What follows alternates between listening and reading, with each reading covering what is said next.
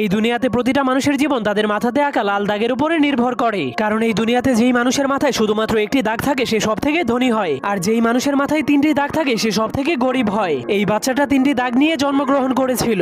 এরপর সে ধীরে ধীরে বড় হওয়ার পর সে দেখতে পায় তাকে শুধু গরিব মানুষের সাথেই থাকতে হয়, আর যাদের মাথায় দুইটি দাগ আছে তাদের গোলামি করতে হয়। এমনকি তাকে দুই দাগওয়ালা মানুষের জন্য সারাদিনই কাজ করতে হয়, যার ফলে দুই দাগওয়ালা মানুষের বাচ্চারা তাকে মারলেও সে কিছুই বলতে পারতো না। এজন্য সে একদিন লুকিয়ে লুকিয়ে তার কপালের একটা দাগকে মুছে ফেলে। এরপর কাউকে কিছু না বলেই লুকিয়ে লুকিয়ে দুই দাগওয়ালা মানুষের রুমের মধ্যে চলে যায়। কিন্তু সে ভিতরে যাওয়ার পর দেখতে পায় সব দুই দাগওয়ালা মানুষের এক দাগওয়ালা মানুষের একদমই চাকরের মতো সেবা করছে, যা দেখার পর সে অনেক অবাক হয়ে যায়। এরপর সে বুদ্ধি খাটিয়ে তার আরেকটা দাগকেও মুছে ফেলে। কিন্তু যখন দুই দাগওয়ালা মানুষেরা দেখতে পায় তার কপালে এক দাগ, তখন তারাও তার সেবা করতে শুরু করে দেয়। তখন সে জীবনের প্রথমবার এত সম্মান পেয়ে অনেক খুশি হয়ে যায়। কিন্তু তখনই হঠাৎ করে উপর থেকে একটা মেশিন চলে আসে।